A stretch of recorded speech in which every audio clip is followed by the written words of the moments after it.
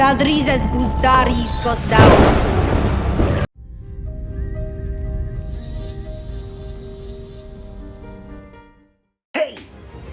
House of the Dragon has just dropped a new, I don't even know what to call it. They made it look like it was going to be a trailer from the length of it and the start of it, but look, this video is going to be several different things I noticed. Please do me a massive favor, and if you've already slapped a like and you've already subscribed to my YouTube channel, consider checking out my Patreon over on patreon.com/reviews. A big special shout out to every single member of my Patreon producer family, and that's linked down below in the description. Alright, it pretty much is. The most excited thing that I noticed from this little behind-the-scenes featurette is basically what it was.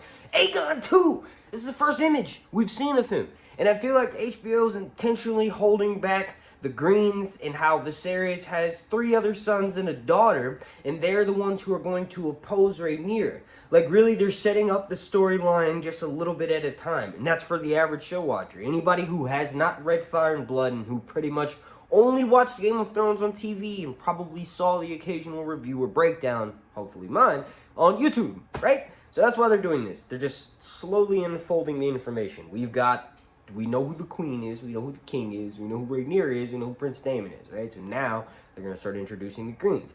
Obviously, that's the first time we saw Aegon. He's giving the camera a thumbs up. Another thing that I noticed is the Black Dragon skull. That is book accurate. If you're wondering why Dan and Dave didn't make the skulls on Game of Thrones black, and mostly what that is because dragons, inside their bones, they have iron, like way more iron than we do.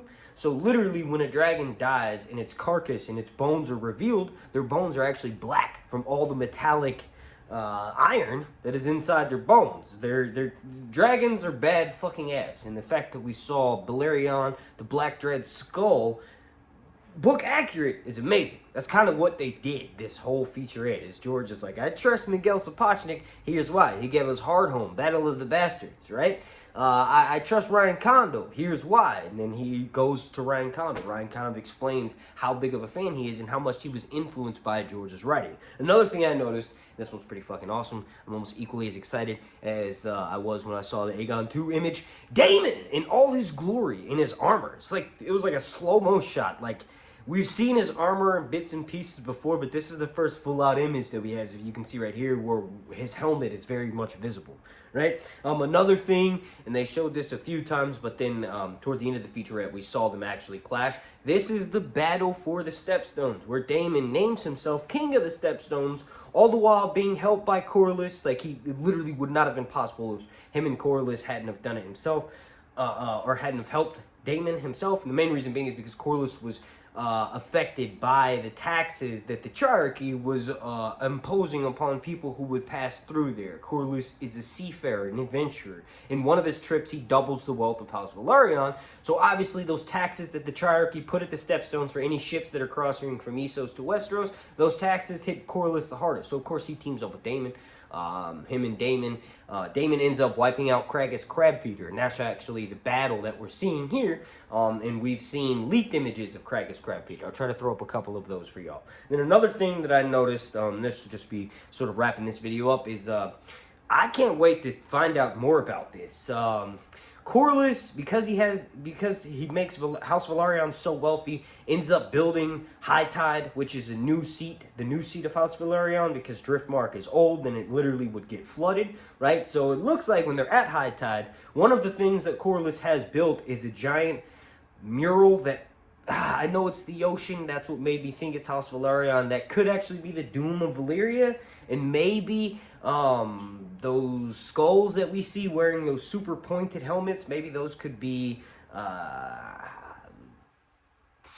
pre-existing members of House Velaryon, or just Valyrians of old, right? And he's immortalized them in a way. Maybe he found their skulls in Valyria. Who knows, right? Like I said, I'm very curious to find out more information about that.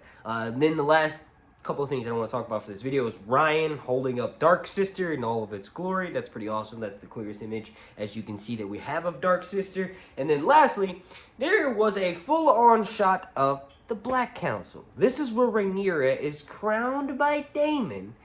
And she's pretty much told of her father's death. Like, she's actually told of her father's death while she's having a child, and she curses herself and the child and miscarries. Then she has the Black Council. So that's what we got a shot of in the teaser. All right. So this video is almost the same length that the actual behind the scenes featurette is. I want to thank you all so much for watching. My name's Mark, and this has been Sir Hunts. Along natins altrizas postari exos daor.